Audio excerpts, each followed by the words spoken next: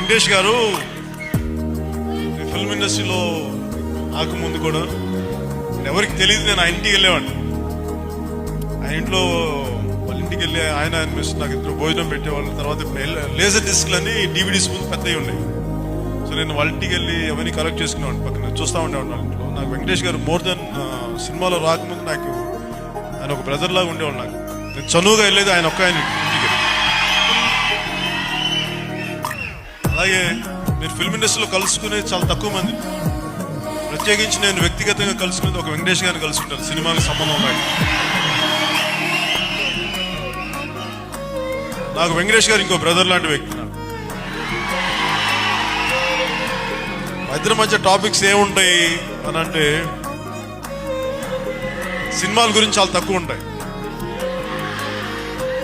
మిగతా ఆధ్యాత్మిక విషయాలు